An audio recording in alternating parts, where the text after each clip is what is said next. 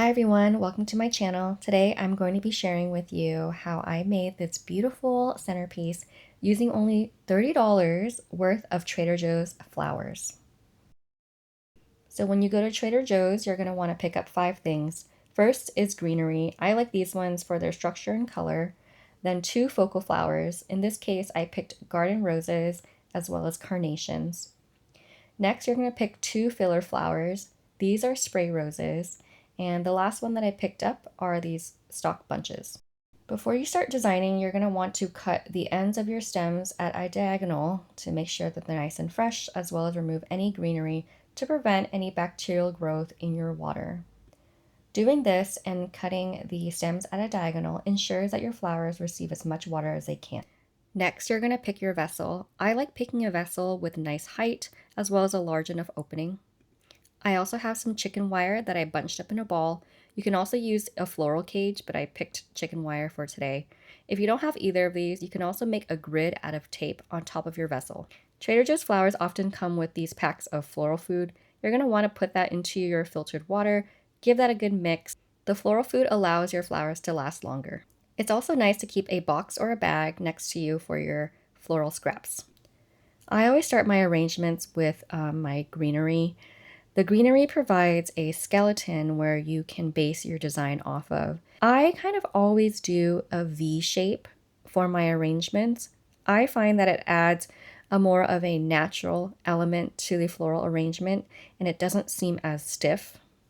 So I put the 2 tallest branches on the sides, and in between them I put smaller branches, but still keeping with that V shape. Here I'm continuing to fill the base of my vessel with smaller and more full branches. This not only covers the chicken wire, but it acts as a great base to put my flowers on. Another thing to note is that you don't want your branches to be too high, you want the focus to be on the flowers. Next, I'm going to grab my largest focal flower. In this case, it's this beautiful cream garden rose. Trader Joe's has garden roses for great prices. The only thing you have to watch out for is that just make sure that they're fresh. You can also remove the outer petals if they're a little bit bruised before putting them into your arrangement. With your largest focal flower, you're going to follow the same V shape of your arrangement. As you can see here, I placed one that was higher and one that was lower, and another one at a medium height in kind of that same V pattern. You also want to make sure that when you're putting in your larger focal flowers to not put them too close to your taller greenery or not putting them at the same height of your taller greenery, or else it'll look too top heavy. Otherwise, it'll just look like you plop the flowers into the vase. You can see here that in between my 2 tallest flowers in the V shape, I put in other roses at a lower height to add more dimension and to set as a base for my arrangement. I'm also placing in longer stems, also at a diagonal, to add more interest to the arrangement. You can also see here that I never place my stems straight up and down. They're always at a diagonal.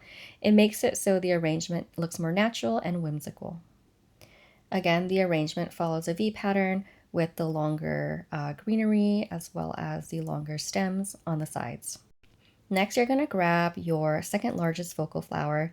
In this case, there are these beautiful dusty rose carnations, and you're going to start filling in the empty areas where you want a little bit more dimension, but still following kind of the shape, the overall shape of your arrangement. Again, I'm placing these flowers at different planes. Some are higher, some are closer to the base. And this way it doesn't look too top heavy and it adds more dimension to the arrangement. And again, even while adding the carnations, I'm still following the V pattern. I'm avoiding adding any taller stems in the middle to add some of that natural element. Then you're going to want to start adding your filler flowers. I love these stalk flowers because they add some bounce to your arrangement just because they're so dainty. They also provide really great height. I find that I kind of always use stalk flowers in my arrangements for their versatility. With stock flowers, you can have them sticking out a little bit more to give more height to your arrangement, but you can also cut them a little bit shorter and place them closer to the base, just like I'm doing here, to add more volume to the bottom of the arrangement. Lastly, I'm going to use these spray roses, really just to fill in any gaps that may be missing any flowers or any areas that need a little bit more color. So what's really important when you're designing a floral arrangement is to kind of just take a look at it, maybe step away a little bit, see where you can add a few more things, but also where you can edit.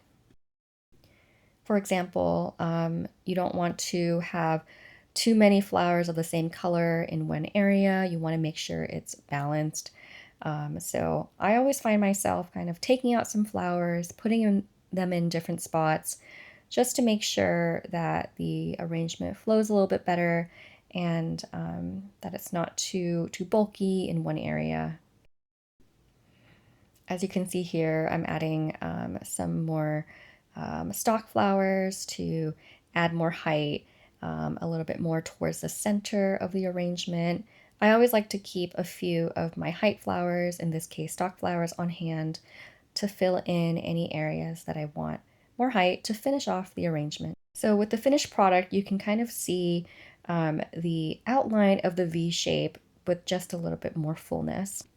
And there you have it, a beautiful $30 Trader Joe's floral arrangement, I think worthy of any wedding centerpiece or maybe an arrangement for Mother's Day, Valentine's Day, or any day.